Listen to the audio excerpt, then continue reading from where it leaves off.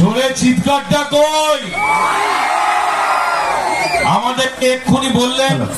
আচ্ছা, যারা উঠে দাঁড়াচ্ছেন একটু বসে পড়বেন প্লিজ। অনুষ্ঠান কিন্তু এখনো বাকি আছে, দু একজন উঠে বিভ্রান্ত করবেন না। এখনো আপনারা চান তো একটা ভালো অনুষ্ঠান হোক? যারা বসে আছেন তারা চান তো একটা ভালো অনুষ্ঠান হোক? তো প্লিজ উঠে দাঁড়াবেন না, লোককে বিভ্রান্ত করবেন না। অনুষ্ঠান কিন্তু এখনো চলছে। আমাদের মধ্যে শ্রাবন্তীদি আছেন, আমরা পেয়েছি।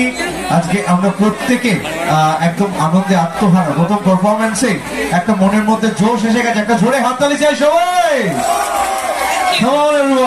কেমন লাগছে এত রাত্রেবেলায় এই ঠান্ডার মধ্যে এত অডিয়েন্স? এটাও কিন্তু অনেকদিন পর দেখলাম। আমার ভীষণ ভালো লাগছে। আর সব থেকে ভালো লাগছে এত সুন্দর অ্যারেঞ্জমেন্ট, এত সুন্দর মঞ্চ, এত সুন্দর ডেকোরেশন, আর ওপর থেকে ঠান্ডাটাও ডিরেক্ট আসছে না। আমি ভাবছিলাম যে আমি এই ড্রেসটা পরেছি আজকে 31st স্পেশাল বলে, ঠান্ডা লাগবে কিনা, কিন্তু এত সুন্দর এখানকার কমিটির সবাই অ্যারেঞ্জমেন্ট করেছে। একটা জোরে হাততালি সবার জন্য।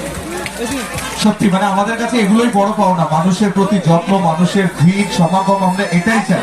একটা 31st এরকমও আমরা কাটিয়েছিলাম দিদি শিলিগুড়িতে, যেখানে হয়তো খুব কম সংখ্যক মানুষ ছিল, প্রচন্ড ঠান্ডা, কিন্তু এই 31st কত মানুষ রয়েছে যাদেরকে নতুন বছরের শুভেচ্ছা জানাবো আজকে এই মঞ্চ থেকে। আমরা বরণ করে নেব।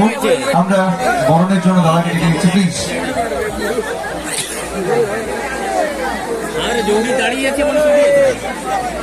নমস্কার। বিদ্যাসাগর গ্রামীণ মেলা 2022 যার পরিচালনায় বাসুদেবপুর বিদ্যাসাগর গ্রামীণ মেলা সমিতি এবং ভবিষ্যৎ ব্যানার্জি সন্ধ্যা 8তম বর্ষ। এই মেলার আজকে 7ম দিন।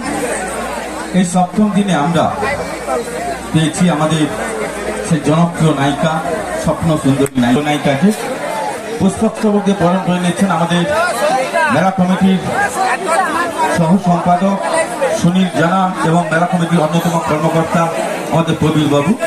তো দুজন মিলে পুষ্পস্তবক দিয়ে বরণ করে নিচ্ছে।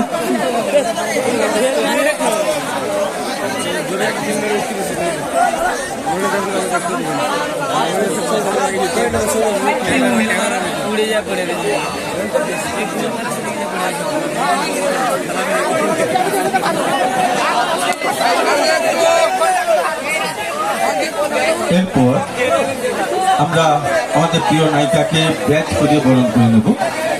ব্যাচ করে বরণ করে